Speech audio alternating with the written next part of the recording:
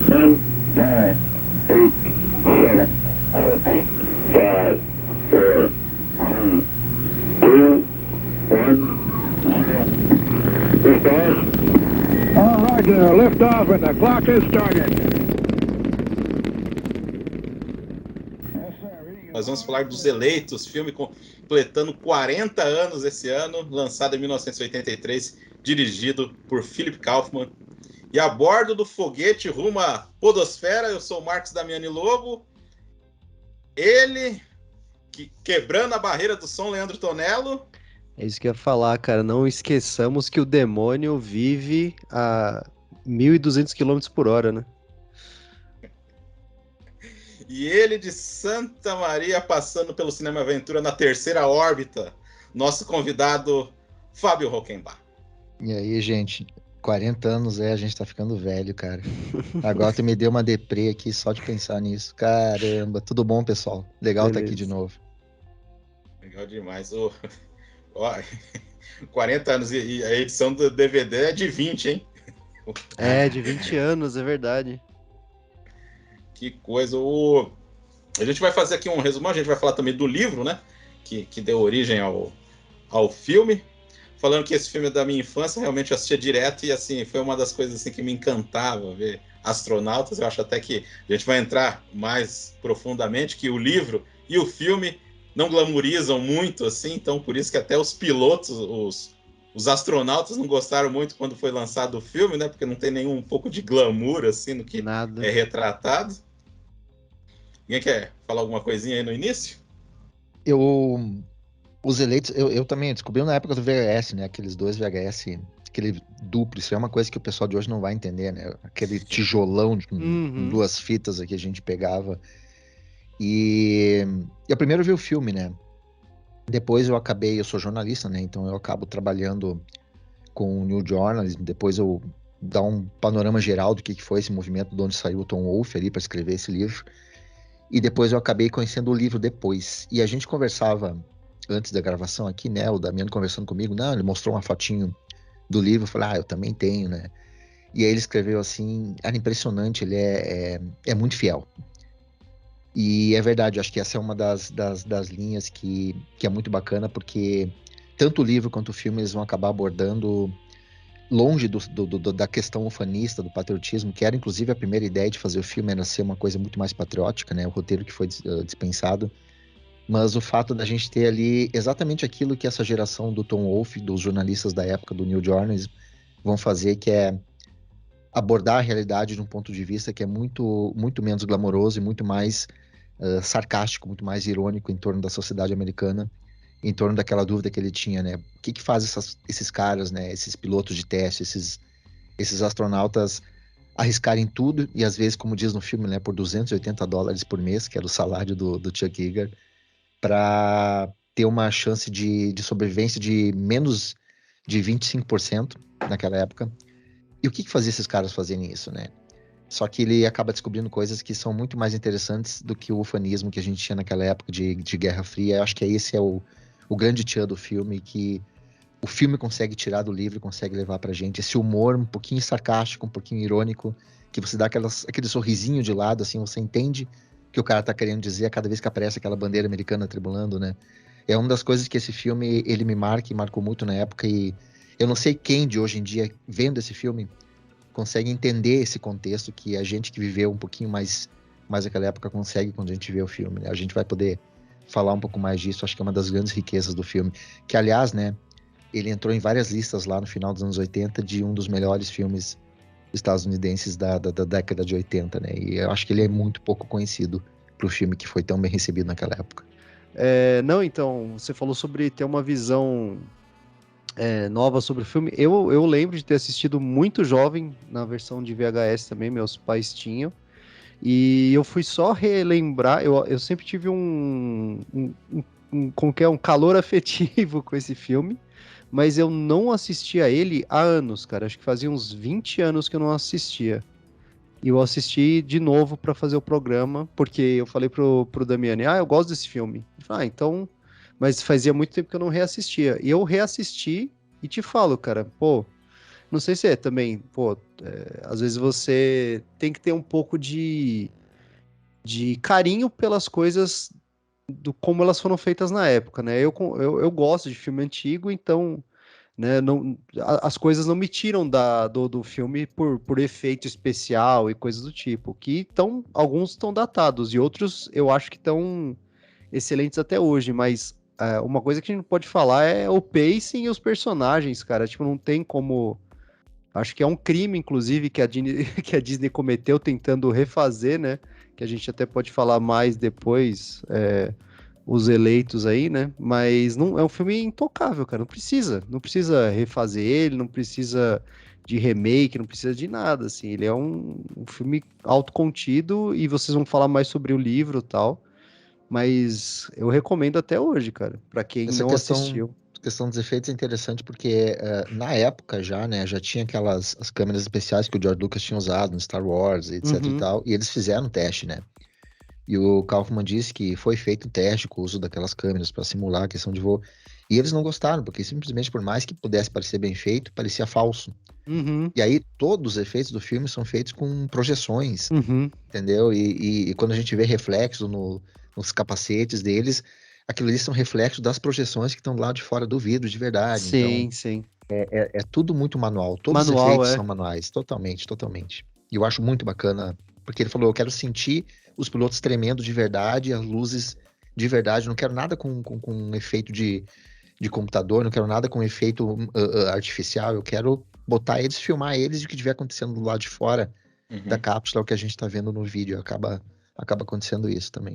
O Damiani vai falar um pouco mais a respeito da parte mais técnica aí, né, diretor, etc. Mas antes de a gente começar a falar necessariamente do plot do filme, etc., uma coisa que eu quero falar assim é que é, por mais que eu tenha falado dos efeitos estarem datados, cara, as filmagens, quando é intercambiável, eles trocam entre as real footages ali, né?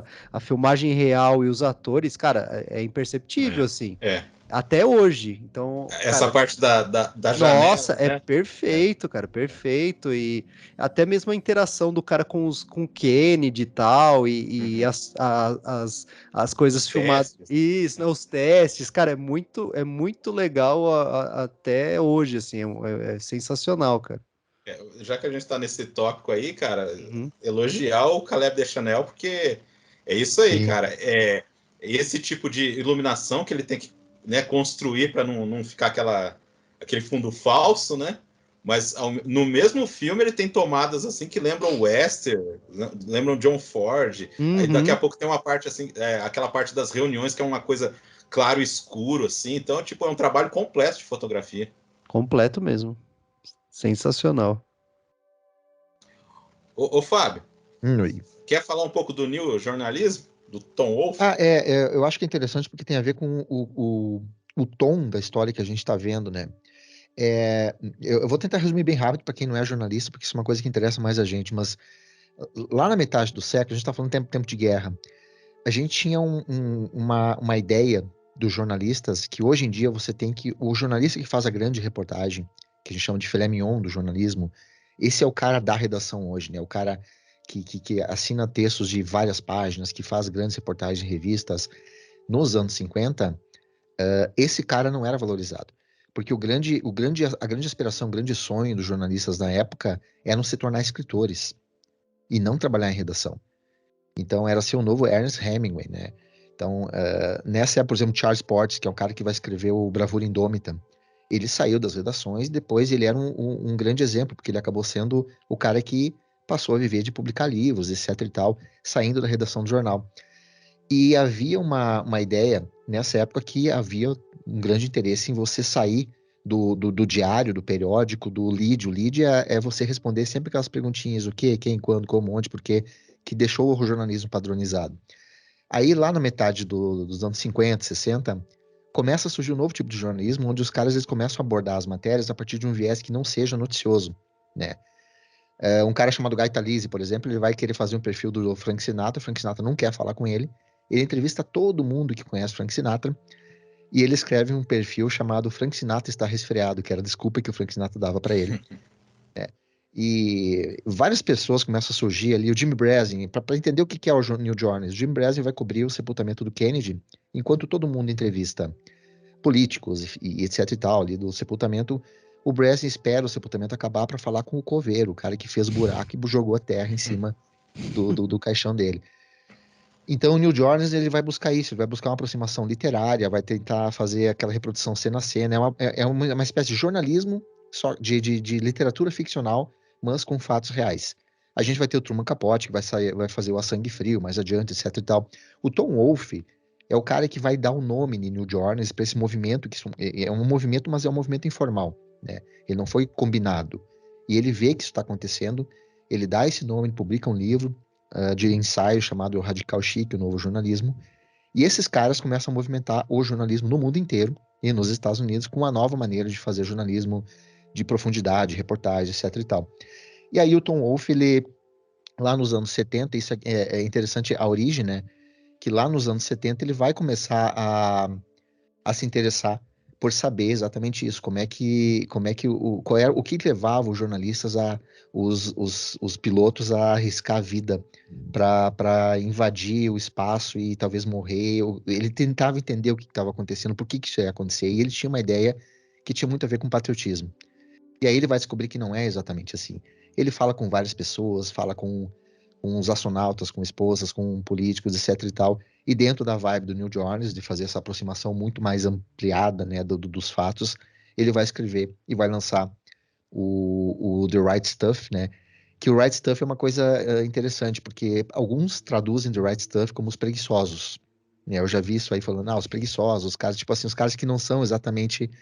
Mas o que tem mais a ver com o livro é aquela coisa que ele dizia que algumas pessoas sempre tinham essa aura de você ter um sentimento a mais, um algo a mais, um quê a mais que os outros não tinham, que te fazia tomar a decisão certa no momento certo e você se diferenciar dessas outras pessoas. Que era o que ele dizia que era o que levava essas pessoas a querer invadir o espaço, a querer desafiar a morte por algo que nem eles mesmos sabiam dizer o que era, e poucos podiam fazer isso. O Neil Jones sempre foi isso, né? Foi um movimento informal que vai dar origem a várias reportagens e autores famosos hoje, e que está na base do New Journalism uma espécie de crítica à própria sociedade, ao sistema, coisas que o status quo da época padronizava nas notícias como sendo algo normal. E o American Way of Life é uma dessas coisas.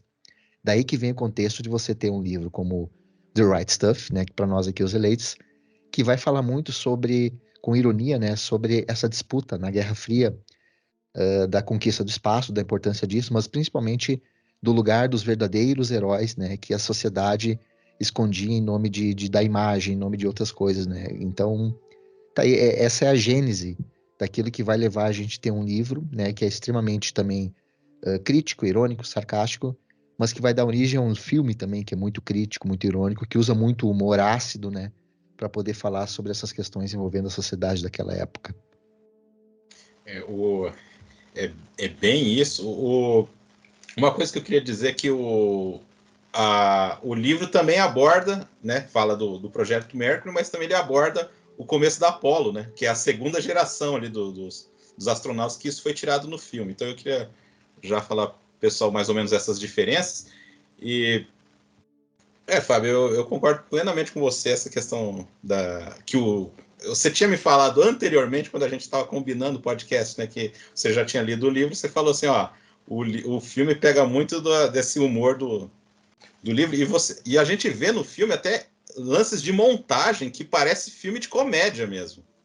Não, total, cara. Completamente. Completamente. Então é curioso que assim, a gente vai entrar mais detalhes, mas as partes dramáticas não têm relação com as viagens em si. Ela tem um suspense da criação, né? De como eles vão fazer o desafio deles. Mas assim, as partes mais dramáticas são assim, pequenos momentos assim que você fala, poxa vida, esses caras estão se sacrificando mesmo, assim. Sim. Não, coisas mundanas, né? A gente se solidariza até com a esposa, tipo, que tem um problema de fala né, não querendo falar com o vice-presidente dos Estados Ele Unidos. esperneando dentro da limusine, dizendo, não é possível que alguém não consiga Que, resolver isso pra aliás, mim. cara, é o Lyndon Johnson, né? É. Mas vamos começar pelo começo aí, né? Só falando pro pessoal, então, o Fábio também tem os eleitos. Essa edição é de 92. Aí tem É uma de mesmo. 2021, é a mesma, né? E tem uma de 2021, foi lançada pela Rô, que eu acho que dá para encontrar aí pra galera que se interessar. E é interessante que o livro começa com uma descrição, assim, quase que um manual de como você deve ficar com medo de ser piloto, né? Porque fala de desmembramento, fala de decapitação, né? Então, Caramba, coisa boa, só coisa boa. É muito bom, porque aí depois o livro vai terminar descrevendo como fica o rosto do Jäger quando ele faz um último teste, que aparece no filme. Só que o filme ele ameniza um pouco os resultados que teria acontecido ali, porque ele tentavam tirar a luva, e a luva saía com um pedaço de pele, porque a luva tinha queimado junto com a pele, o globo ocular quase saindo para fora, assim. Para quem pensa em ser piloto, a descrição ela é bem assustadora. Não, e a gente, pô, hoje em dia a gente tem mais filmagem disso, né? Mas o impacto que a Força G tem contra o piloto, cara, é inacreditável, assim. E esses caras faziam isso numa época em que não tinha equipamento de segurança nenhum, assim. Eles que testavam as coisas para desenvolver, tipo, equipamentos de segurança para os pilotos, etc. Então, no começo do filme você já viu o absurdo, os caras usavam capacete de couro. Não, de couro, era aqueles de futebol americano, assim, cara, aqueles antigão de futebol americano, não era nem de os novos, sabe? Mas essa primeira parte ali, ela é muito boa, né? Porque eu gosto muito dessa parte inicial ali, porque é um filme com começo, meio e fim, né? Uhum. Em que ele vai contar a história de como foi rompida a barreira do som. E tem umas coisas muito legais ali. Por exemplo, a gente começa com aquelas imagens todas em preto e branco, como se fosse uma coisa de documental, etc e tal. E quando cai o avião, o primeiro avião, a gente tem o ingresso da cor no filme. Exato. É como se a gente tivesse assim, ó, isso aqui é documental, isso aqui é o que é o que se fala. Aí quando o avião explode, é como se ele dissesse assim, bom, isso aqui é a narrativa que a gente vai contar, aquilo que quase ninguém conta. Aí a gente começa, a gente entra com as cores, e ele começa a contar toda essa história e tem toda uma parte ali nesse início que tem aquele bar. Existe um bar ali onde os pilotos se encontram e como a gente está falando de heróis anônimos, de pessoas que ninguém sabe, é um bar no meio do nada, lá na base de Edwards, você tem cactos por todo lado, é bem aquela coisa do faroeste que o Damiano comentou, que a sensação de estar no filme de John Ford, o cara cavalgando no meio do nada. E é um bar onde os heróis que morrem, as fotos deles são colocadas nas paredes, né? Até o momento em que a mulher pergunta, o que tem que fazer para entrar aí nesse bar, não sei o quê. Nessa parede, a mulher diz, tem que morrer, querida. Tem que morrer.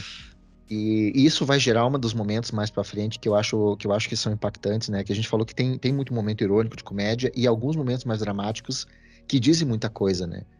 Que por exemplo, essa parte da comédia ali, eles falam aquela coisa assim, de que você não precisa ter um chimpanzé pode fazer, um símio pode fazer tudo, a gente só precisa de alguém que fique apertando os botões, etc e tal, que tem muito a ver com essa coisa do personagem que tá ali, essa disputa do piloto e do astronauta que tá no filme, é uma coisa que bate muito forte para eles.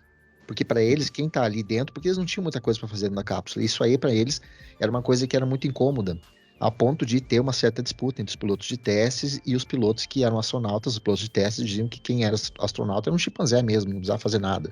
Carne enlatada, né, eles falavam. Carne enlatada, ele tem uma parte que ele fala, que quem entrar nisso aí é praticamente carne enlatada, né?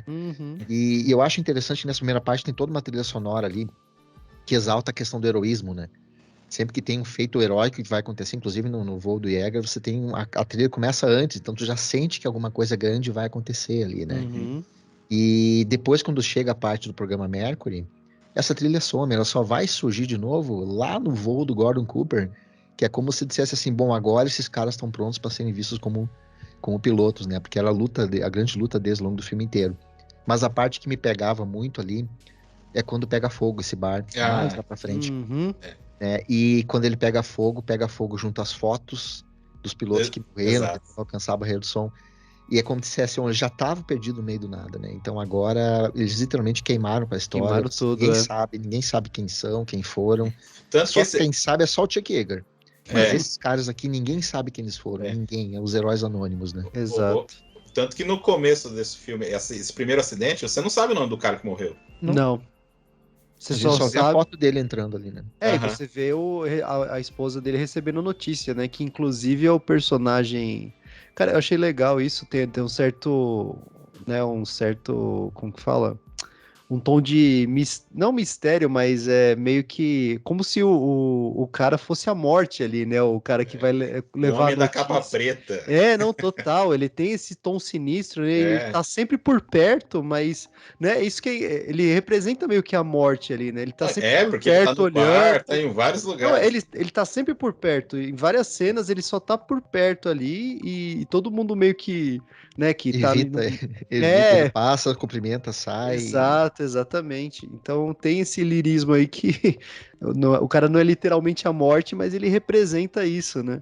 De alguma Eles constroem forma. muito bem isso, né? Essa sensação nada, de, né? que todo mundo ali tá lidando com a sensação iminente da morte, né? Exato. Tem um quadro que eu acho fantástico, quando o Gordon recém chega na base e a esposa dele vai para fora, porque ela viu um estrondo e ela vê aquela fumaça daquele avião, do avião de teste que caiu ao longe, assim, subindo. Ela sabe que caiu um avião. E em primeiro plano tem as duas filhas do casal brincando com o avião. Né? E aquilo ali é de uma ironia muito forte, porque aquilo é uma coisa que pega pra gente, a gente sabe, né? Então, e é o traço do filme, brincar com a ironia, brincar com os duplos sentidos, né? Aqui você tem uma dor de alguém que sabe que pode perder o marido, e as crianças aí na frente brincando, que era, aliás, como a maior parte dos pilotos viam isso, né? Uma grande brincadeira, né? Aquela brincadeira do cachorro quente pegando fogo. Nossa, que no churrasco, né, as mulheres falando disso, né, como elas ficavam desesperadas pensando que iam perder o marido e os caras, tipo, rachando o bico, né? Porque assim, ninguém sabe quem que tá pilotando naquela hora e ninguém sabe quem que tá caindo, né? Exato, exatamente. Então uma coisa bem desesperadora mesmo. Realmente... E aí até uma coisa, olha lá, parece que eles estão falando sobre esportes. E o cara falando de velocidade, você vê ele fazendo assim com a mão, o Gordon, né?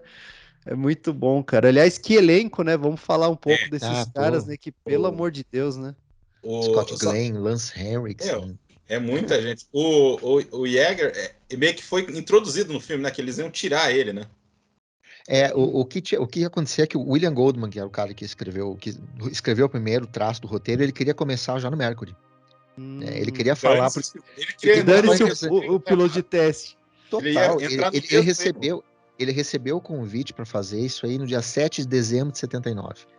E 7 de dezembro, vocês devem saber, a data do ataque a Pearl Harbor, né? É uma data para os americanos. E ele encarou aquilo como, nossa, isso é um sinal, porque os Estados Unidos estavam em confronto com o Irã na época, uma coisa assim, ele queria buscar patriotismo.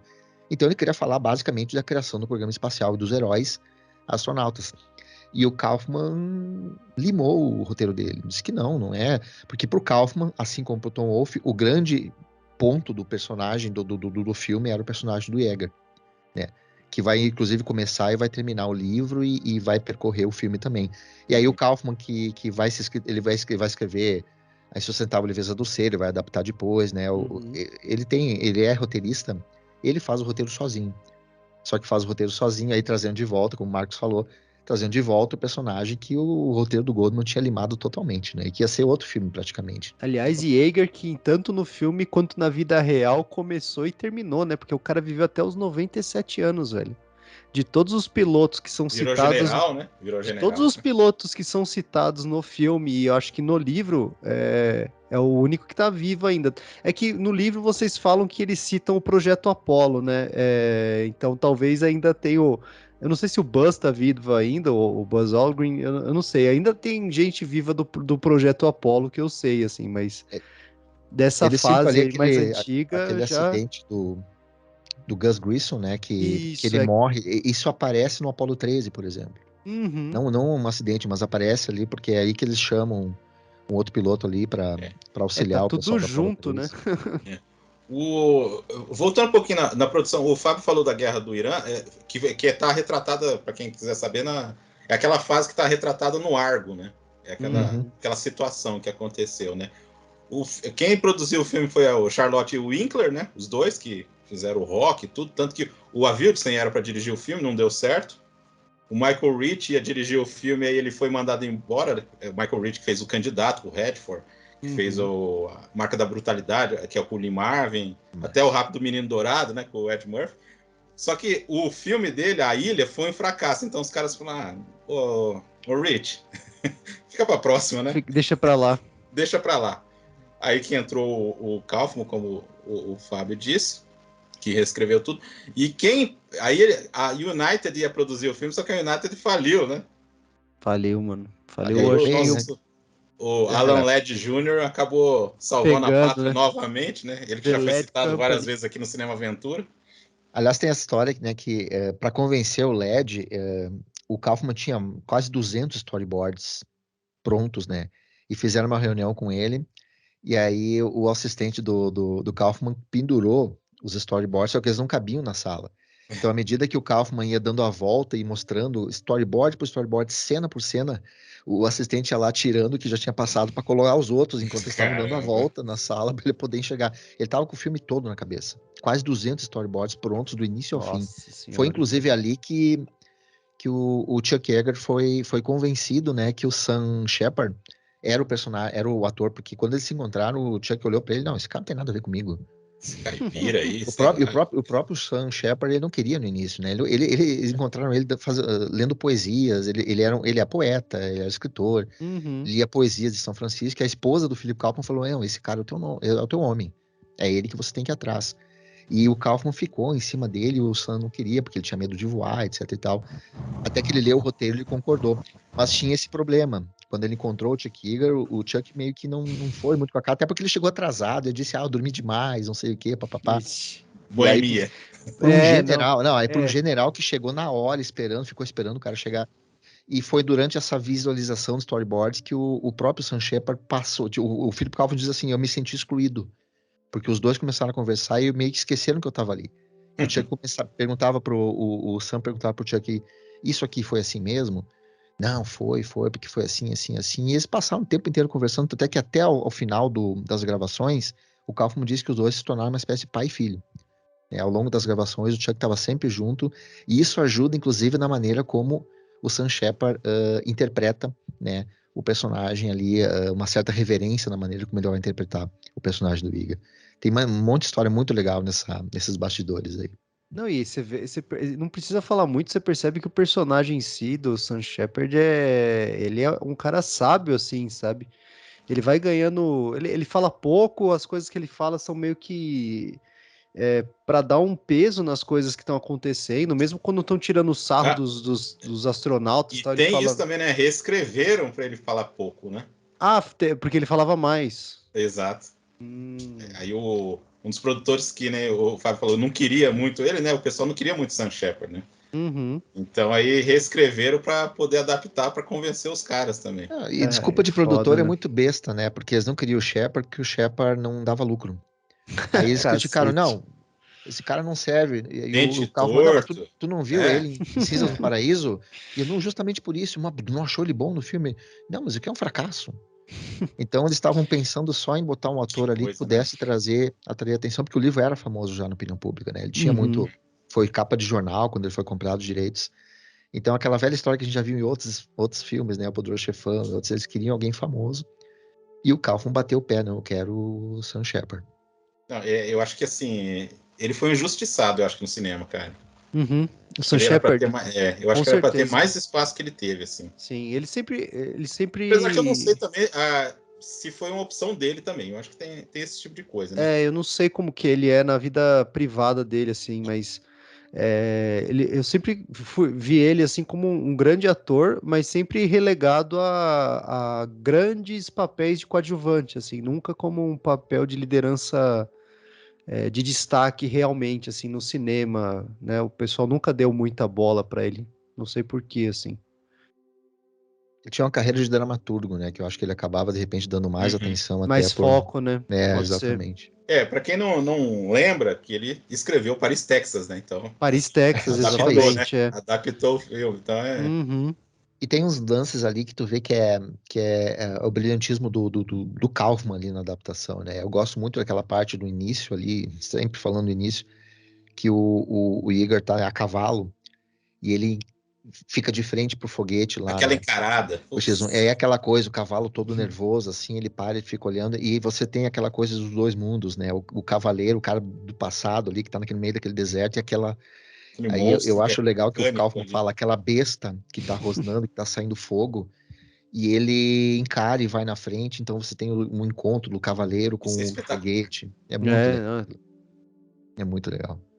É nítido ali, né, cara, essa coisa do cavalheirismo ali, né, e é muito emblemática essa cena, cara. E a relação dele com a esposa também é muito... Barbara Hershey. É muito divertida, cara. Curioso que o filme tem 4 montadores e você não fica confuso em nenhum momento. Né? Nada. Perfeita montagem, cara. Até porque eles tinham mais de 300 mil pés de filmagem da NASA, então é aquilo que você falou, né? A maneira como eles conseguem botar as cenas reais, todas aquelas cenas de foguetes explodindo são filmagens reais da NASA. Aí corta para os personagens ali, o alemão, aquele apertando o foguete. Que aliás, todo temeroso, os caras olhando, os tirando eu achei que, eu não sei no livro, mas eu achei que eles pegaram pesado com os nazistas ali, cara. Mas é legal a ironia ali, né? Não, os nossos alemães são melhores que os deles. Não, né? Total, né?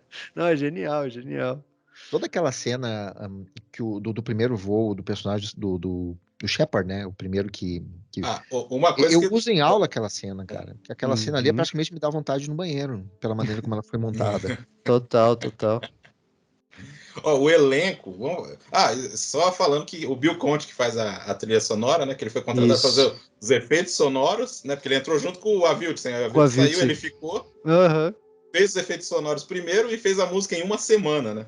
Caramba, cara. E ficou boa, né, cara? Sim, é uma música que tem... Ela me lembra muito a trilha daquele seriado Cosmos, que foi feita pelo Vangelis. E se tu olha assim, a primeira vez que eu ouvi assim, não, essa trilha tem que ser do Vangelis, né? Porque eu tava com Cosmos na cabeça, depois eu não tem nada a ver, mas Cosmos é de 80, o filme foi feito em 81, 82. 83, eu acho. Foi feito foi lançado, É verdade, Não daria tempo ali. O elenco mescla um monte de gente que era famosa na época, que hoje, às vezes, as pessoas não lembram, e um monte de gente que ficou famosa depois. Né? Depois, exatamente, cara. Uma coisa que eu acho curiosa. E segundo informações, são 134 personagens com fala. Caramba, é muita gente, né, mano?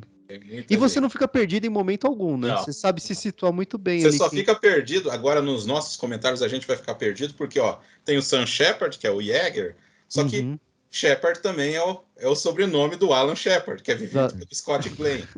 Que também tem um sobrenome igual o John Glenn, que é o Ed Harris. Falta um personagem chamado Harris, aí a gente... Rapaz, quando eu era criança, eu fazia uma salada na minha cabeça. Você chamava o personagem pelo achava que o Sam Shepard já tinha pilotado mesmo o negócio, cara. E tu parar pra pensar a montagem, tu consegue claramente mostrar no filme set pieces, assim, o início no deserto, aí você tem, eu adoro toda aquela passagem dos testes, cara, eu acho o máximo aquilo, o humor que tá envolvido naquilo e a maneira como eles vão construindo aquilo. Depois tem toda a parte dos voos ali, então tu consegue notar partes do filme que são como âncoras, né? Mas a maneira como flui de um para outro, não existe um desnivelamento assim no ritmo do filme. Não. É impressionante, cara. É o tipo de começo que tu não consegue imaginar num filme de hoje em dia, a gurizada ficando 25 minutos esperando o filme engrenar, sem saber exatamente para onde vai. E ali não, é tudo muito bem construído, com muita calma, devagar, sem pressa. Tanto é que é um filme de 3 horas de duração, né? Que hoje em dia, com certeza, alguém vai ver e vai dizer, podia ter 40 minutos a menos, que ia ficar perfeito. Não, para aí.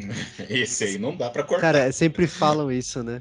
Mas ele precisa dessa construção para você ficar tenso quando ele vai fazer o teste. Total. Você precisa sentir alguma coisa pelo personagem, porque senão você não vai sentir nada enquanto ele tá chegando no Mach 1 ali, entendeu? Falar rapidinho, Então, o Sam Shepard, o Fred Ward, falecido, né? Gostava muito dele. O melhor justiceiro que o cinema não teve, né? Pois é, cara, ele é a cara, mano. Remo, desarmado e perigoso. Teve esse. Teve esse, Como o Gus, o Dennis Quaid, o Ed Harris, eu acho que esse filme revelou ele, né? Foi um dos filmes, o filme que deu. Cara, inclusive, quando encontraram ele fazendo o teste, o produtor, depois do teste, virou pro diretor e falou: não deixe ele se acidentar, nem acontecer nada com ele até terminar o filme, pelo amor de Deus. Esse cara é o John Glenn. O Ed Harris, cara, eu sempre fico muito surpreso com esses tipos de coisa, assim, porque Ele tava com 33 anos quando ele fez esse filme, cara. Parece que ele tá Deus. com. Parece que ele tava com, tipo, um ano mais novo que eu, tá ligado? Falei, nossa, mano, o cara parecia que tinha uns 40 ali já, mano. Já começou. Mas eu acho um baita de um ator, cara. Pra mim é um dos meus atores preferidos. Ah, cara, é um dos meus atores favoritos, sem dúvida nenhuma, cara. Eu adoro o Ed Harris, cara. O Ed Harris é aquele Vilão, tipo de ator que tu vê no filme, pode ser qualquer filme, ele te prende, né? ele É. te Tu fica prende. acompanhando. Tu olha ele do início ao fim. Exatamente. Pô, que bom, Fábio, você falar isso aí, cara. O Scott Glenn, né? Pra quem não lembra do Scott Glenn, ele era bem famoso na época. Recentemente ele fez o Demolidor, né? Que era o Stick. E o Leftovers, né? Que ele era o pai Leftovers. do Justin Terror lá. O Exatamente. Scott Glenn, pra mim, vai estar sempre marcado pelo Silverado. Silverado também, verdade. Naquela então, época da também. mesma época ali, né? Então, 2 anos depois. Aí o Scott Pauling, que é o Lance Henriksen, que quase não fala nada, né? No Não. livro, uma coisa que a gente tem que falar, né? No livro, ele fala das missões dos outros também, dos que não são tão explorados do filme, né? Então, não é tanto tempo também assim que fica, mas conta a missão deles também. O livro não é tão linear que nem o filme, né? O livro, ele. Tanto é que lá, só no 7º, 8º capítulo, por exemplo, vai aparecer os astronautas do Mercury. Mas aí que tá o brilhantismo do trabalho de adaptação, né? Porque ele conseguiu pegar tudo aquilo ali, pegar só o que interessava, ele criou uma linha muito mais linear, muito mais bem construído, que o livro ele dedica um capítulo inteiro para falar do Scott, do Gordon, um capítulo inteiro para falar do Glenn com a esposa. Então, quer dizer, bem aquela coisa literária, né? Aí a Veronica Cartwright, a Kim Stanley, que faz a Punch Barnes, que é a dona do bar-restaurante lá, e é um personagem que existiu mesmo, e ela era campeã de voo feminino, né? Então era uma figura bem importante para a aviação americana. Aviação, né? A Pamela Reed, o Charles Frank, o Donald Moffat como o Lyndon Johnson. Aí essa dupla é sensacional, viu? Jeff Goldblum e o Harry Schrader. Cara, interessante que sempre que eles chegavam para falar alguma coisa, os caras falavam, a gente já sabe. Quer dizer, o serviço de inteligência também é jogado nas cucuias. E é engraçado que a cena era sempre a mesma, né? A leitura é sempre a mesma, né? Os caras, o Goldblum correndo, né? A gente já sabe.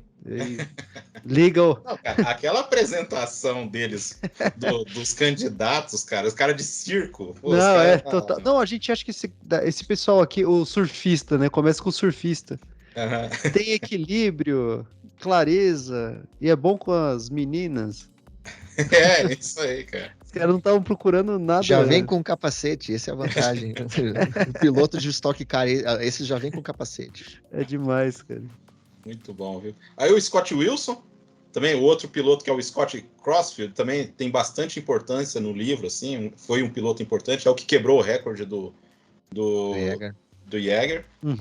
Cat Baker, papel bem pequenininho, né, do dela. Acho que já dá pra... E aí, pra vocês, né, aquele clima de comédia, os caras contrataram uma trupe de comédia pra ser os repórteres.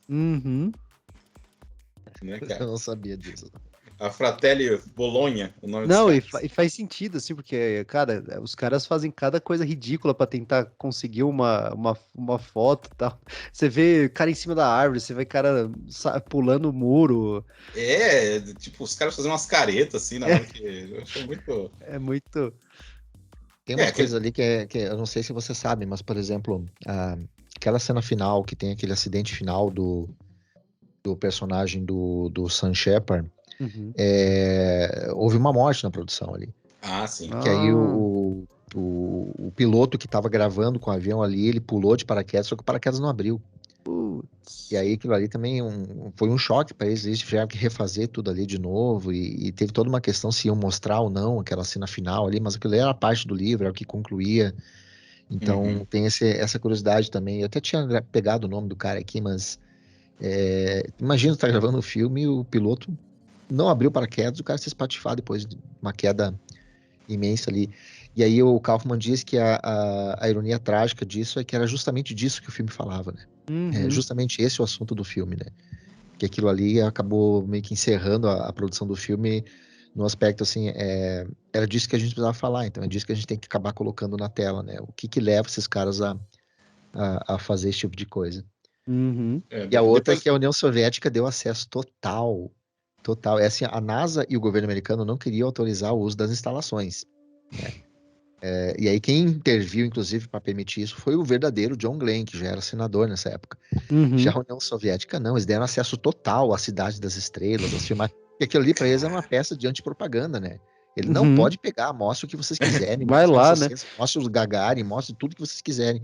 E o governo Sim. americano estava reticente de conseguir usar. No fim, eles acabaram usando imagens reais, tanto do acervo soviético quanto do acervo americano. Não, tanto que é genial, cara, né? Os caras falaram, pô, os caras vão mandar um humano pra, né? Aí, tipo, manda o Gagarin e os caras mandam um macaco primeiro antes do cara, né? A gente precisa mandar um humano agora, não tem jeito. Quem será o Foda. segundo homem a ir para o espaço? Quem será o segundo homem? não, aquela hora da escolha lá que o cara, né, depois que seleciona eles, fala assim, qual que é o teu nome? Fala pro Gus, aí fala o nome dele, é Virgil. Aí Uhum. assim, mas o pessoal me chama de Gus. Aí o cara, mas um astronauta Nauta chamado chamada Gus. Gus. Qual que é o seu segundo nome? Ivan. Acho que, acho Aí, que Gus não é tão ruim assim. Gus não é O tão Gus ruim. I. Grissom, né? O É. Ivan sumiu da história. Toda aquela sequência dos aborígenes, que para mim é uma das Uhum. partes legais do filme, que envolve o John Glenn ali, que o Gordon, o Gordon vai para a Austrália para poder acompanhar a circunnavegação do John Glenn, etc e tal. Essa parte toda não existe no No livro. livro. Isso foi criado pro roteiro e pro filme, e a intenção é mostrar que essa conexão do homem com o espaço, de homem com o vazio que está acima lá, é uma coisa que era feita muito antes do homem entrar no foguete poder voar para o espaço. Isso aí foi uma Uhum. coisa própria do Kaufman de colocar, porque ele achava que aquilo ali seria um comentário perfeito, né? Em torno daquela aventura tecnológica, de mostrar que essa ligação ela era muito mais antiga. Aí ele coloca os aborígenes ali fazendo aquelas fogueiras e aquelas faíscas subindo Uhum. e encontrando o John Glenn lá em cima também. É Não, e aquela. é legal o diálogo que eles têm, né? Que o cara fala, não, eu não conheço, mas ele conhece, né? Já viu lá, né? Tipo, meio que realmente o cara tem uma conexão ancestral ali com o espaço, né? Como se ele fosse um guia dos caras pro Aham. espaço. Ele é muito da hora isso. É muito legal mesmo, cara. Eu queria falar que tem umas imprecisões no filme, só para deixar claro aí pro pessoal que. Não sei o que, não tem. Realmente, tem várias coisas assim que, por exemplo, um personagem que morreu, aquele amigo do Jäger lá, ele não tava naquela cena que ele vai tentar o desafio de novo lá, ele já tinha morrido aquele cara. Então, tem umas Uhum. pequenas alterações aí que, claro, que os astronautas também não gostaram, né? Eu acho bem É, complicado, né? É que não entende mesmo. Então, assim. Eu acho que muitas alterações que tiveram ali também não prejudicam a essência da história, de apresentar uhum. tudo, né? Então, né, só deixando claro que existem imprecisões, mas também elas não são tão. Aberrantes, assim, né? Exato. É difícil algumas pessoas entenderem que às vezes o filme é para apresentar uma história que aconteceu, Exato. né? Então é. Ah, eu vejo isso muito E de certa com. forma, o Jäger, ele teve outro reconhecimento também. Então, tipo, ele Uhum. teve um reconhecimento bem depois, né? Bem ali nos anos 60, ele teve que 60. ele se envolveu também com a recrutamento do pessoal, tanto que tem uma polêmica aí com um cara chamado Ed Dwight, que foi o primeiro candidato negro, né? A ser astronauta, teve toda uma polêmica de cota, então Uhum. ele estava envolvido nisso aí, ele que teve que se virar para resolver essa situação, então ele teve um reconhecimento depois, mas eu acho que chamando ele para ser o consultor do filme e colocando esse negócio, não, os pilotos, os heróis desconhecidos têm que estar no filme, cara, eu acho Uhum. que, né, faz jus, né, no final das contas Faz, faz uma faz. justiça, né, Pequena, mas faz, né? pequena, mas faz. Faz total, com Chegou a ver certeza. essa série nova, Leandro? Cara, não tive a coragem, mas ouvi comentários de que ela é bem qualquer coisa, assim, bem qualquer nota. Eu tô na mesa, eu tô sem coragem de. Ah, É, eu Talvez acho até que. por eu gostar tanto desse filme, até agora eu olhei o cartaz, eu vi uma cena e eu, cara, Não, não. e outra, tipo, beleza, as coisas da National Geographic, assim, beleza, tem parceria com a Disney e tal. Não tem necessidade, cara. Nesse foguete eu não quero embarcar, não. Não quero. Nessa cauda de cometa aí, eu tô bem tranquilo de montar, cara. Talvez até olhe comece a ver por uma questão de curiosidade, mas é aquilo. O único interesse que eu vejo nisso é tentar fazer para uma geração mais nova uma chance de conhecer essa história, porque em termos de qualidade eu não vejo por que você regravar um filme que tá tão bem escrito. Mas aquela coisa, é um filme que tá com 40 anos. Não, com Para nós certeza. soe bem, mas para mim tem filmes que são meio que intocáveis, não tem necessidade. Não tem. Como o Leandro falou, é um filme que, por mais que você veja algumas coisas datadas, de repente o ritmo no início, aquela coisa de alguns efeitos, é um filme que funciona do início ao fim, até pelo humor que ele consegue colocar. A geração de hoje Exatamente. adora, né? A melhor parte de comédia, isso tem a ver muito com a montagem, é na hora que eles estão lá naquele teste lá de fôlego. Do fôlego. Aí a bolinha vai indo e tal, e aí tá todo mundo desistindo, aí o Dennis Quaid tá assim e tal, assim, aí ele tira assim, tipo, pronto, então não sei o quê. E corta, cara, os outros dois olhando pra câmera. Pra assim, não, como é? Não, porque ele tira assim, consegui, porque tinha falado que o recorde era 1 minuto e 1 minuto, acho. 1 minuto e meio, né? 93 Isso, é 1 minuto e meio. Aí ele fala, 1 minuto e meio e 3 segundos, sei lá. Aí ele, tipo, acha que acabou e tá os dois de boa, assim, ó, olhando pra ele, tipo, o que você acha que acabou, tá ligado? E os dois toda aquela parte, competindo lá. né? O treinamento o Alan Shepard sensacional, imitando aquele personagem, Rodrigues. Rodrigues, E aí, quando ele vê, ele tem um hispano na frente dele que o sempre olha enfermeiro, feio pra cara. ele, o enfermeiro, assim, bem no momento mais pouco recomendável, que ele precisa sair com aquela coisa enfiada naquele local ali, e o cara lá com a maior calma. Sabe que o Tarantino chama esse filme de um épico moderno, ele é um grande fã desse filme, né? Sempre foi. Rato de Locadora, que é E esse filme foi uma grande inspiração pro Nolan. Tipo, o Nolan, com a equipe do Interestelar, reviu esse filme mais de uma vez, porque eles queriam justamente saber como capturar a sensação de um voo espacial de verdade. E eles não queriam usar trucagens, efeitos visuais. Eu não quero deixar pro cara do CGI fazer toda a sensação que eu tenho dentro de uma espaçonave. E eles reviram várias vezes, e ele sempre terminava depois e dizia assim, se esses caras conseguiram fazer isso, passar essa sensação no 83, não tem como a gente, hoje em dia, usando toda a tecnologia, não conseguir. Então, tem muito, devido às proporções, eu não sou um grande fã do Interestelar, mas tem muito de um certo espírito do Right Stuff, quando você vê na ideia do Interestelar, e inclusive eu vejo muitas similaridades no uso da trilha do Hans Zimmer com a trilha do Bill Conti. Total. Devido às proporções, a trilha do Hans Zimmer ela tem muita questão discursiva, dela conversar com o que está acontecendo ali de outras maneiras, mas o certo tom que ele usa com certos instrumentos ali, para mim, parece uma coisa muito, muito similar também. E inspirou muitas outras obras, por exemplo, eu lembro de uma série da HBO chamada Da Terra à Lua, cara. Essa que foi produzida pelo Tom Hanks? Pelo Tom Hanks, isso que eu ia falar. E tem muito dos eleitos ali também, tanto na evocação dos personagens, mas aí contando do projeto Apollo, né, na verdade. Mas também recomendo, cara, eu sempre gostei muito de toda a história da viagem espacial, etc. E, cara, você vê como os eleitos foi influente para esses caras também, entendeu? Me virou meio que como que fala? Padrão de qualidade dos filmes dali pra frente, né? Docudrama, mesmo docudrama, assim, cara, que ele consegue dar leveza e dar peso nas horas certas, né?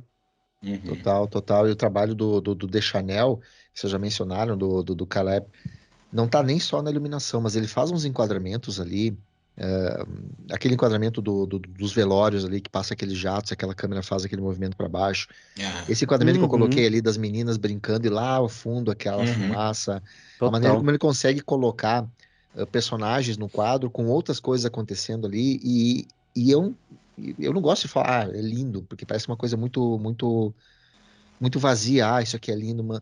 Não, cara, é lindo a maneira como ele consegue filmar o deserto, é lindo como ele consegue isolar os personagens. Tem uma cena que eu gosto muito, que é a personagem da esposa do Gordon, quando ele chega, ela tá vendo a casa, etc e tal. E a gente acompanha ela de longe, ela passa por um corredor, e ela vê uma cama, tá a casa toda por fazer, né? Ela senta na cama e ela fica apertadinha, isolada naquele corredor, como se estivesse assim, isolado no meio daquele tudo, meio sem saída.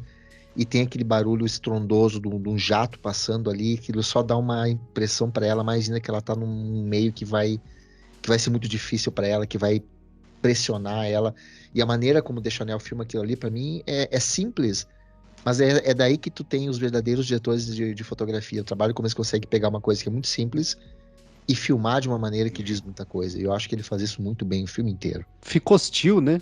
Naquela hora ali, ela tá totalmente no ambiente hostil e o que tranquiliza ela é ver o marido largado no sofá, que pra ele tá em casa, assim, ele não importa, sabe? O cara já tá onde ele quer estar, que é no meio do fervo ali. E totalmente aquela parte do churrasco, por exemplo, a gente enxerga os maridos do lado de dentro, né? E você enxerga bem eles.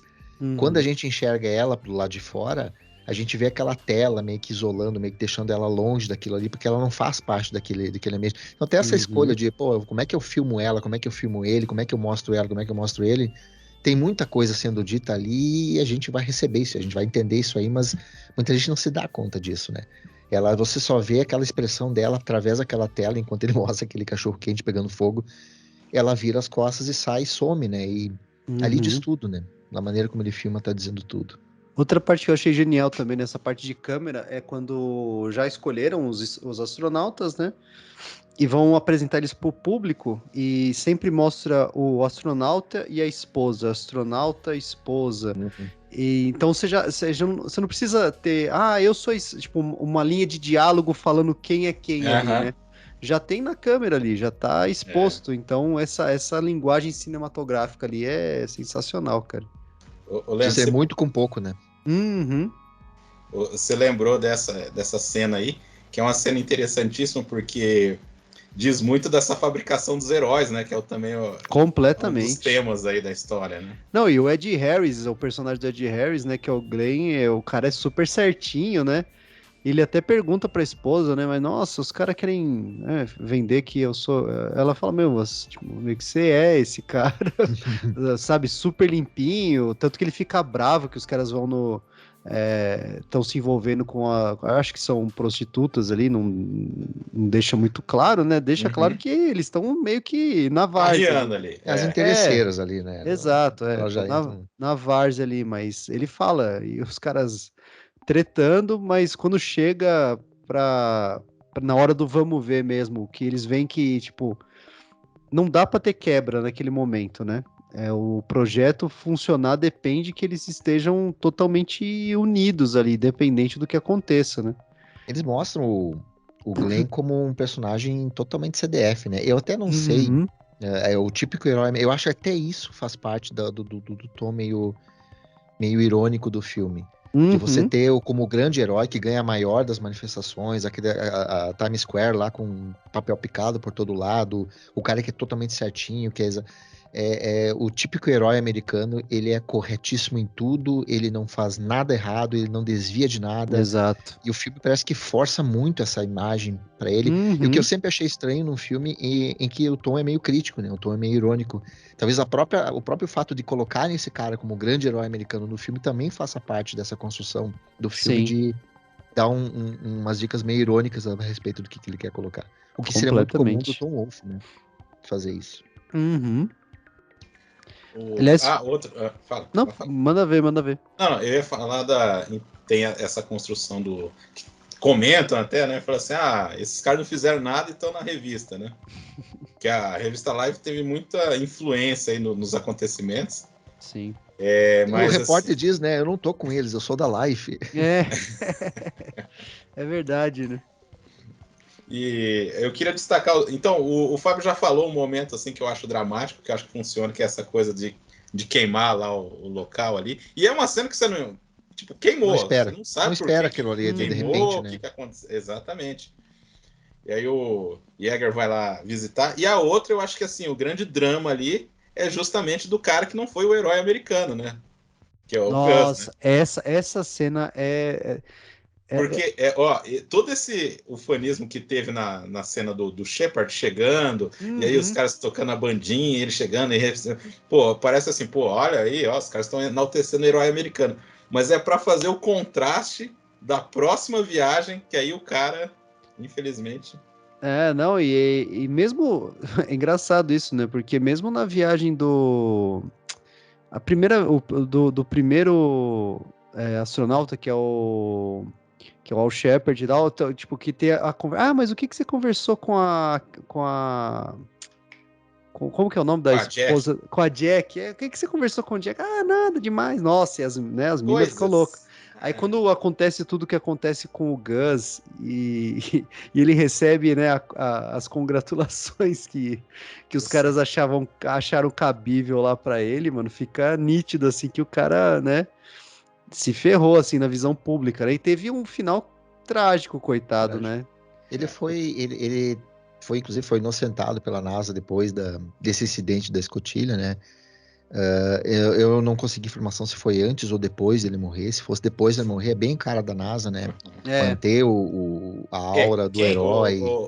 Fábio, só falando pessoal, quem meio que deu o aval que o cara não teve culpa foi o Oli, um dos pilotos, né? Que é o personagem do Lance Henriksen, que não aparece isso no filme, mas na vida real ele comprovou que a escotilha pôde ser, tipo, de repente ela disparar Poderia ali explodir. e poderia explodir.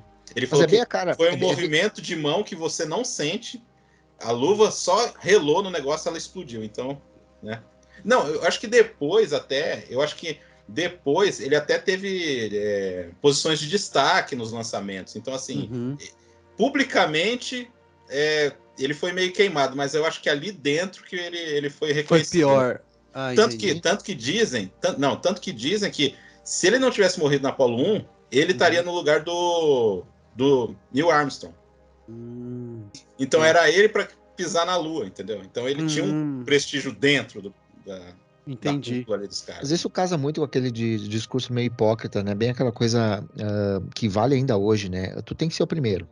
É o primeiro a romper a barreira do som, tu tem que ser o primeiro a romper Mach 2, é o primeiro a ir para o espaço, o primeiro a fazer circunnavegação, o primeiro a pisar na Lua.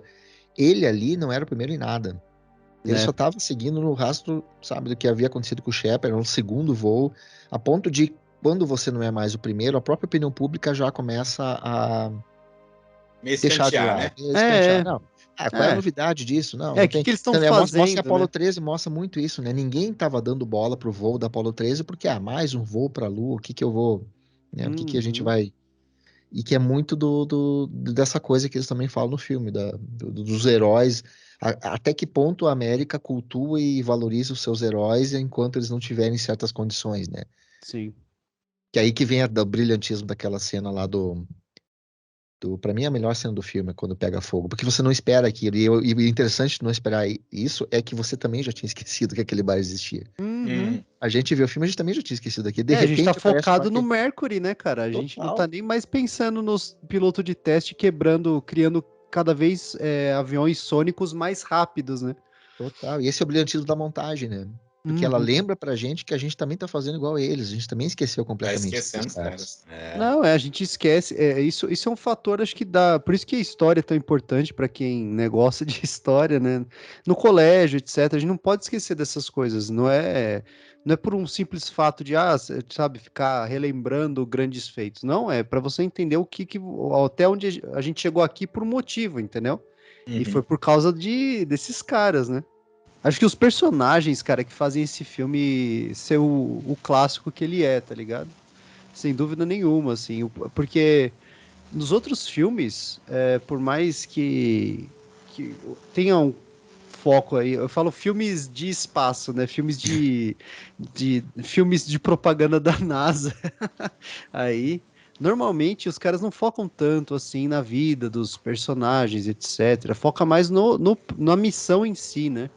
Missão Apollo, missão etc. Aconteceu tal coisa. Nesse tanto a única que grande exceção ali, a única grande exceção que é um filme que inspirou muito, inclusive nessa coisa da maneira de mostrar o astronauta encarando o voo, e que eu gosto muito, mas eu sei que muita gente não gosta, é O Primeiro Homem do Chazelle, que é um outro filme que ele olha muito pros eleitos, para poder demonstrar essa coisa essa coisa meio nostálgica, meio pessimista, meio do cara que tá sozinho dentro daquela nave, enfrentando...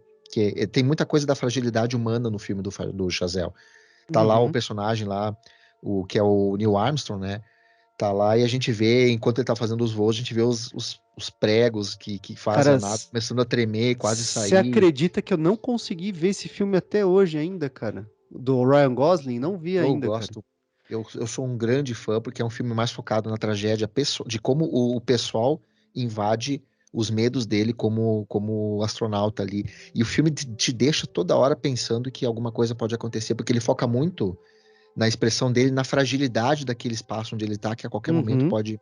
Eu gosto muito, eu acho que tem muito a ver com os eleitos nesse aspecto. Legal a gente falar um pouco só do contexto político por trás de cada uma das missões e das entregas, né? Então, Manda aí. Começa aí. pô, a gente citou um pouco o começo do Barry Lyndon. Barry Lyndon, não, desculpa. Nossa. Barry Lyndon, que é o presidente Lyndon Johnson, cara. Eu vi Barry Lyndon atrás, eu lembrei é o Lyndon Johnson, que na história americana é considerado também um cara bem lixoso, assim mesmo. Vamos fazer a palavra certa, né? E super problemático. Você vê que eles ironizam o cara desde o começo, né? Na primeira reunião, já tratando o cara como idiota, né? Tipo, os caras tratando ele como um imbecil, assim, né? Tipo, e os trejeitos, né, do ator lá que faz ele também, cara, você vê que ele é um mondrongão, assim, cara.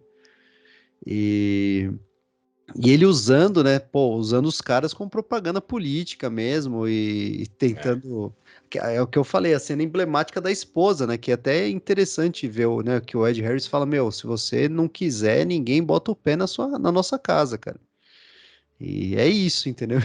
E o cara, eu acho sensacional que corta pra ele, né, como o Fábio falou, né, corta ele pra limusine esperneando, ninguém controla uma dona de casa, bravo, Assim. putaço, uma criança, né? Uma criança que não tá ganhando doce ali, cara. E depois todo o palanque que ele faz, chamando todos os astronautas pro negócio de discurso dele político e tal. E os caras, né, cagando pros caras que já fizeram as outras missões, né, e focando 100% no Gordon, que vai ser o próximo tal. Leandro, você falou do contexto político, é legal a gente falar que, assim, quando lançaram o Sputnik, nos Estados Unidos foi aquela coisa, tipo, não, agora é o fim do mundo, a gente vai morrer, os caras vão colocar placas vão lançar solares míssil lá para de destruir. cima, Até a expressão que ele usa, eu não quero dormir debaixo de uma lua vermelha, né? Para Para nós aqui hoje é uma coisa meio tosca, mas naquele contexto de Guerra Fria, logo depois da Segunda Guerra, isso aí para eles, teve o macartismo, né? Teve toda a perseguição. Se o cara vestia vermelho em determinada época da perseguição macartista, ele era acusado de ser comunista. Isso é uma histeria coletiva que hoje muita gente não consegue ter noção. Para quem viu aí Oppenheimer também, cara, ele foi um dos que foi chamado de comunista também, depois, no final da vida, cara, teve um monte de cara perseguido aí que vocês não fazem nem ideia, até a Lucy, cara, do I Love Lucy teve que passar por tribunal aí, cara, então foi uma época bem intensa mesmo, só... Deixa eu ver, é que eu já ia mudar de assunto porque eu lembrei assim, senão eu esqueço, cara. Bora. Porque antes dessa convocação aí do Lyndon Johnson naquela apresentação, tem a cena que aí eles estão lá investigando ainda o Gus, e aí tá lá os pilotos, e aí isso é foda, cara. É no momento que o Yeager reconhece os caras. Que os caras falam assim, o cara falhou, não sei o que, tal, o Gus falhou, não sei o que e tal. Podiam mandar um macaco, não sei o que, a mesma coisa. Aí ele falou assim, cara, o macaco não tem consciência que ele tá sentado em cima de um negócio cheio de combustível que pode explodir. Ele foi muito bem, aí ele fala assim, ele foi muito bem. Não, ele fala, você tem que ser um cara muito, né, muito corajoso para saber que você tá em cima de um bagulho que vai explodir na sua bunda ali, cara. Você tá sendo projetado de uma arma, tá ligado? Basicamente é isso, entendeu? Que aí o filme faz essa emenda, né, porque não conta, eu acho que não conta, porque ele vai fazer aquele teste com outro avião porque o russo quebrou o recorde dele, né? Isso. Foi Aí isso ele vai mesmo. fazer aquele teste. Ele não é simplesmente para pegar, vou pegar esse jato aqui. Mas é legal porque, assim, ele tenta ir para o espaço sozinho, né? Tem essa coisa, né? Exato, ele tá sempre tentando Ele quebrar a consegue barreira. por alguns segundos ver aquela tela toda preta na frente dele ali e Uhum. depois despenca, né? Também é meio melancólico, né? Não, é Essa abordagem totalmente. que eu acho muito condizente com toda a ideia do filme, com toda a trajetória do Jäger, essa melancolia de você estar sempre quebrando recorde, sempre tentando, sempre conseguindo, sempre à frente dos outros. Há uma frase que aparece muito no livro, o Leandro não leu o livro, é o topo da pirâmide. Uhum. E aparece muito no filme. Ele é o topo da pirâmide. Ele é o Sim. topo da pirâmide. Tanto é que o livro ele descreve mais as missões do Jäger quebrando recordes, e o filme ele cita mais. Nos últimos 5 anos, sempre que alguém quebrava, ele ia lá e quebrava, etc e tal. E apesar disso, ele nunca conseguiu chegar aonde os pilotos, que muita gente dizia que eram chimpanzés amestrados, conseguiram, né? É. Então, tem muita coisa de melancolia em vários personagens ali na abordagem do filme. Sim. Não, porque ele ficou totalmente relegado a um nicho que, às vezes, as pessoas, é o que eu falei, cara, viajar em velocidades de Mach pra frente, cara, o seu corpo tem que suportar. Bom, quem assistiu um pouco ano passado do Maverick lá, né, do Top Gun, mostra bem pouco desses deslocamentos de ar, etc. Como a força G te faz desmaiar, cara, dependendo da curva que você faz. Então, Imagina numa lata velha com os parafusos soltos e um capacete de couro, né? Exatamente. Então, é realmente triste, assim, ver que um cara como esse, assim, que foi pivotal para a quebra de vários criações de novas tecnologias, né, não fica delegado a uma segunda categoria, assim, Ele né? é conhecido por quem lê o livro, por quem viu o filme, por alguns Uhum. americanos, mas você sai desse grupo assim, Buzz Aldrin, Neil Armstrong, Buzz Todo mundo Aldrin, Neil conhece, Armstrong, cara. isso Quer dizer, aí. todo mundo, né? Mesmo esses caras agora já são Hoje relegados Então, a. mas, Leandro, isso aí, esse negócio que você acabou de falar, também fala no livro. Uhum, Vai chegar um momento que os caras vão olhar os eleitos e falar, eles são astronautas, beleza, mas quem é quem? uhum, exato. Tô parafraseando um pouco assim, que não é exatamente, mas a É ideia é essa. sensacional ter essa visão, porque é o que acontece, cara. Pô, quem lembra do cara que foi o cara que, por exemplo, chegou num veículo motorizado a roda a 100 km por hora primeiro, entendeu? Ninguém, ninguém tem mais essas dimensões e a gente vai perdendo isso daí conforme o tempo vai passando, né? O primeiro cara que pisou na Lua. Se um dia a gente chegar ao ponto de ter colônias espaciais, quem vai lembrar desse cara, entendeu? Então, sei lá, né? A gente tem que ter. Por isso que é tão importante filmes como esse também, né? Às vezes o pessoal fala, não, mas pô, a romantização tal. Eu acho que tem É coisas aquele que negócio que a gente precisam. sempre fala, Leandro, aí pegando um detalhe, né? De filme chinês, né? Os caras Uhum. fantasiam a obra do que o cara brigou, Voava, mas as pessoas sabem que ele existe, né? exato, exatamente, total, é isso aí. Tem que ter, cara, de forma lúdica ou não, eu acho que é importante, cara. Uhum, beleza. Ó, o filme concorreu a 8 Oscars, ganhou 4, né? Efeitos sonoros, som, trilha sonora e montagem. Perfeito. E é curioso que o Sam Shepard, ele concorreu ao Oscar, né, de coadjuvante, Coadjuvante. e perdeu pro Jack Nicholson, né? Uhum. Ironicamente, vivendo um ex-astronauta no Laços de Ternura. Pois é. Agora, você pensar que um filme como esse perdeu por Laço de Ternura. Bom, eu não vou falar porque eu posso estar falando com gente que conhece, que é um filme que foi esquecido e gosta de Laço de Ternura, mas esse começo de anos 80 aí, em termos de injustiça de Oscar, eu acho que ele Não, não ele tem ganha, fase que cara. supere. 80, 81, 82, 83, não tem como superar o que aconteceu É ali. bizarro, cara, é É bizarro bizarro, velho. Você vê demais, uns bizarro caras demais. você vê umas competições assim que não fazem sentido nenhum, cara.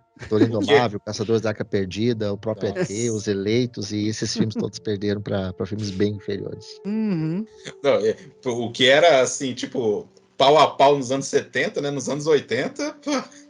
O que diz muito mais sobre quem votou do que sobre os próprios filmes, né? A gente Com sempre diz certeza. isso, né? Ah, e um detalhe, Os Eleitos a gente está falando, mas ele não fez sucesso, né? Isso Não. é um caso curioso, porque ele aparece em lista dos melhores, eu acho que a crítica também ajudou muito a sobrevivência do filme, mas assim, Ele foi eu não sei nem... redescoberto mais alguns anos depois. Exato, exato. Eu acho que na TV deve ter feito muito sucesso, né? Porque tem um detalhe que atrapalhou um pouco o filme, foi que o John Glenn resolveu ser candidato à presidência, né? E acharam que o filme era para ser propaganda do cara, né? Aí misturaram tudo, né? Quem critica, né? Faria diferente um filme falando sobre você como grande herói americano ali, o cara tava na política, senador, eu não vou nem criticar, vou mas aproveitar, com certeza. né? Vou aproveitar essa. Vou entrar Tem nessa... uma frase que eu quero pegar aqui, que o Tom Wolfe, nem em 83, quando saiu o filme, saiu uma nova edição no livro, que é de 79, né? E aí ele faz um pós-fácil, né? Ele fala várias coisas ali, né? Sobre a história. Ele diz assim: desde que o livro foi publicado, eu tenho me correspondido com muitos pilotos e muitas viúvas de pilotos. Nem todos escrevem para me dar tapinha nas costas, mas quase todos parecem gratos de alguma maneira por alguém ter tentado, e tinha que ser um estranho no processo, colocar em palavras certas questões que o código do piloto proíbe em conversas até entre eles mesmos. E a gente percebe essa questão da disputa dos pilotos ali, da questão do... Por exemplo, você vê o Gordo ali, que tinha essa coisa do o Chuck Yeager, não sei o que, os dois não se falavam muito, etc e tal, mas no momento em que o Yeager ele tá caindo com o avião, você vê os 3 pilotos ali ansiosos, o que vai acontecer, e quando o Yeager controla, você vê que ele vibra.